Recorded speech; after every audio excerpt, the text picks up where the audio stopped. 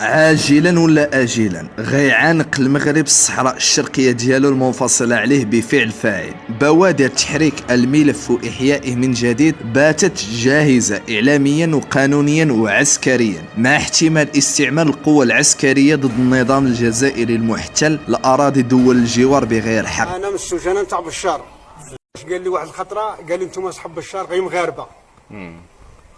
قلت له ودي الا كان حنا مغاربة، حنا هذه بلادنا وبلاد جدودنا وجدود جدودنا الا كانوا مغاربه وراك مستعرب باش المغاربه، انتم واش راكم ديروا عندنا؟ انتم اللي رحلوا خلونا. بالنسبة للوثائق المتعلقة بقضية الصحراء هي متوفرة جدا جدا جدا في المغرب، وحينما أقول الصحراء أعني بها الصحراء بين مزدوجتين الغربية والشرقية أيضا. ديال نهار غدا إن شاء الله، غدا بحول الله غادي تبقى السماء غائمة في الشمال ديال الأطلس المتوسط، في الريف الشرقي، وكذلك في السفح الشرقية. هذا مع احتمال نزول بعض الأمطار في هذه المناطق. أما في باقي المناطق من المملكة غادي تكون السماء قليلة السحب على العموم.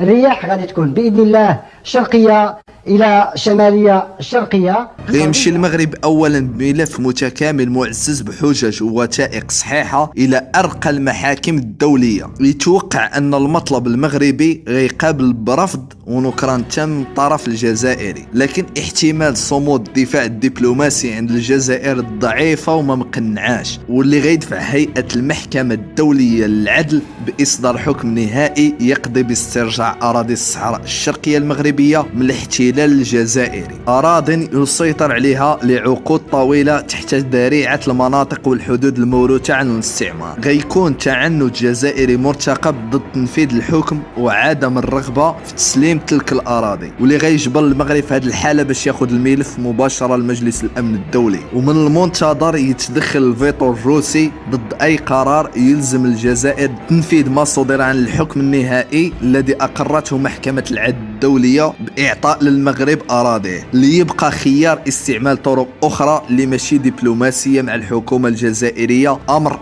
واقع. ولكن قبل متابعة وجي من الخوك المارشال ونكملوا. وسائل إعلامية فرنسية حذرت الحكومة الفرنسية من الاستمرار في السكوت والتعميم وعدم رفع السرية على الوثائق القانونية في الأرشيف الفرنسي المتعلقة بملكية الأراضي المغربية الشرقية بحال تلمسان، تشيندوف، بشار، مغنية، اللي سلمها وضمها الاستعمار الفرنسي للجزائر. يبان احتلال الجزائر لسنوات ظنا منه انه غيبقى تما ديما، وتبقى الجزائر مقاطعه لا تتجزأ من الاراضي الفرنسيه. بعض السياسيين ورجال الاعمال فرنسا وصفوا استمرار حكومه باريس والتستر ديالها على ملف الصحراء الشرقيه للمغرب بانه غيكون خطا تاريخي كبير غير اخلاقي، وزيد عليه نكره للجميل من طرف الشعب الفرنسي اللي ضحى من اجل الكرامه ديالو وتحريره من النازيه في الحرب العالميه الثانيه. أكثر من 30 ألف جندي مغربي تم الدفع ديالهم في الجبال باش يصدوا تقدم وانتشار القوات الألمانية داخل الأراضي الفرنسية. ديك الفترة الصعيبة اللي عاشها الشعب الفرنسي، وزاد هاد الشخصيات وهاد المؤسسات الإعلامية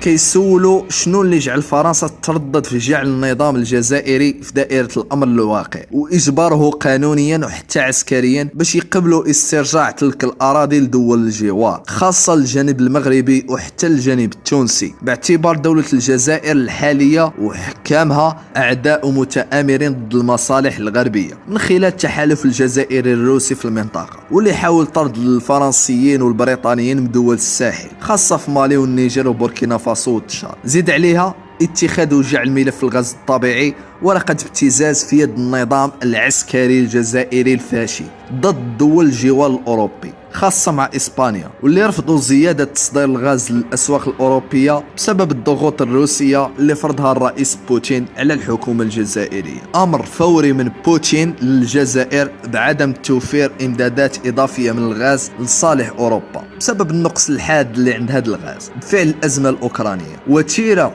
ديال الضغوط الغير المسبوقة على الرئيس ماكرون لتحرير وإخراج ملف ملكية الأراضي المغربية الشرقية الشرعية جات السياق جيوسياسي متقلب، ما بقاش فيه سياسة الحياد نافعة ومجدية، خاصة تجاه دولة متقلبة بحال الجزائر اللي تتنكر يوما بعد يوم الصداقة والشراكة مع الدول الغربية، واللي مشات مع قوى الشر بحال روسيا وإيران وفنزويلا وكوريا الشمالية. حيث في هذه الحالة غيدرس المغرب والشركاء ديالو خاصة في حلف الشمال الأطلسي مسألة فرض عقوبات وحصار اقتصادي وسياسي على دولة الجزائر، ومن بعد يليه الخيار العسكري ضد النظام الجزائري في آخر المطاف، خاصة أن أي استعمال القوة العسكرية ضد الجزائر في هذه الحالة ما كتعتبرش عدوان اللي تقدينه الأمم المتحدة ومعظم المجتمع الدولي بسبب وجهه الشرعي. المفاد ديالو أن نظام الجزائر صدر في حقه حكم دولي رفض من خلاله استرجاع أراضي الغير كانوا بالحوزة ديالو بغير وجه حق، واللي غيكون حجم التضامن معهم قليل وقليل بزاف على غرار السكوت الدولي لما تعرض له العراق سابقا،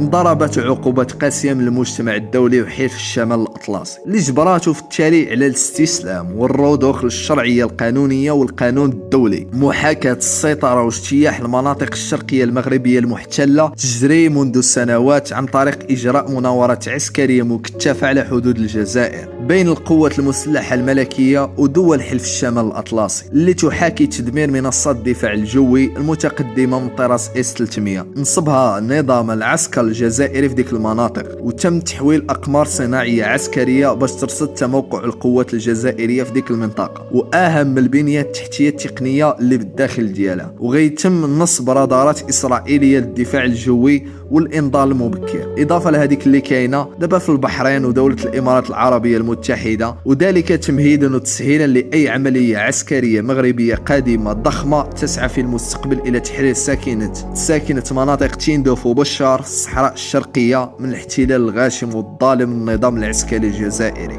ها هو عطينا قوة الضريبة هنا، قوة ضريبة. دوك هما مشاو في حرب الرمال، هجموا على داك بوعرفة وهذا، كانوا كيقولوا بأن راه غيحسموا المعركة، سالوها بالبكا. القوة الضريبة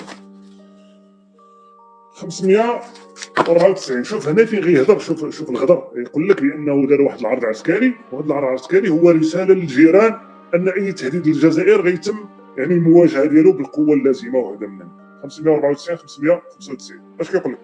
كيقول لك حضرنا معهما العرض العسكري هادشي في الجزائر الذي أقيم في يوم 1 نوفمبر، والذي كان بمثابة مظاهرة عسكرية لاستعراض قوة الجيش الجزائري حديث التسليح والمزود بما أمده جمال عبد الناصر بها من أسلحة ومعدات، وقامت طائرات الميغ التي تسلمت الجزائر من مصر كهدية وقادها الضباط الجزائريون الذين أتموا تدريبهم بمصر في عرض جوي أكد للجميع أن الجزائر المستقلة بقيادة أحمد بن بلة بدأت تأخذ طريقها التحرري من موقع قوة لا يستهان به، الأمر الذي سيرغم جيرانها دول اللي هو المغرب على التفكير مرارا قبل الإقدام على أي مغامرة عدائية.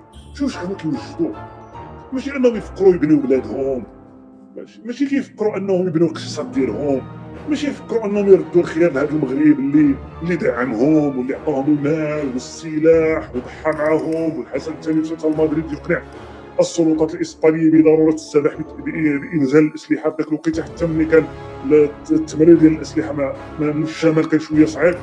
أول حاجة غيفكروا فيها هما أنهم يضربوا المغرب وأنهم يهدوا المغرب وأنهم يهدوا الملاكين في المغرب. كانوا متأكدين أنهم غادي يفوزوا على المغرب، وكانوا متأكدين أن النوايا العدائية كانوا كيوجدوها قبل حتى الاستقلال أنهم يهاجموا المغرب، وأن المخطط ديال عبد الناصر لضرب المغرب كان يخطط له بالتنسيق مع رموز ديال الثورة الجزائرية باستثناء أقول أعتقد أن بوضياف ما كانش معهم من مجموعة من الاعتبارات. المنطقة ديال الصحراء بأنها يعني استعمرتها فرنسا سنة 1948 بأنها لا علاقة لها بالجزائر لا من قريب ولا من بعيد، وغنعطيو واحد الهدية بسيطة للأزواد اللي كيثبتوا التوارق اللي يثبت أن الناس كانت عندهم سيادة على هذه المنطقة التي تسمى حاليا بالصحراء الجزائرية، وبأن الناس ديال التوارق كانوا يقومون بإبرام الاتفاقيات والمعاهدات مع السلطات الفرنسية كسلطات لها السيادة وممارسة السيادة على المنطقة ديال الصحراء حاليا. خصني نديرها لكم بموجب التقاليد القديمة المنظمة للعلاقات التجارية بين دول شمال إفريقيا ومختلف قبائل الطوارق، تبقى عائلة الشيخ إخنوخ مكلفة بضمان المرور لقوافل الفرنسيين تجارية عبر بلاد أسجور، وتستمر العلاقات التجارية القائمة اليوم. العلاقات التجارية عباد الله، علاقات تجارية بين التوارق وما بين فرنسا، هذه كيقولها مؤرخ جزائري ماشي أنا، الطريق الجزائري مات غير البارح، راه ماشي زعما راه عاد جديد هادشي ديالو. ويشار اليه بالبنان هذا المؤرخ الجزائري، راه كيندير عليه في اليوتيوب وكيهضروا عليه بانه موثق ومؤرخ وليش راه كيقول الصراحه بموجب التقاليد القديمه كذا كذا كذا شي مكلفه ومختلف قبائل التوارك. تبقى عائله الشيخ نوخن مكلفه بضمان المرور لقوافل الفرنسيين التجاريه عبر بلاد أشجور، وتستمر العلاقات التجاريه القائمه اليوم كما هي بين عائله أشجور والشعابنه والسوافه. كان معاكم خوكم المارشال. ما تنساوش تتابعونا يوتيوب المارشال، فيسبوك المارشال جوج، تيك توك المارشال. تهلا.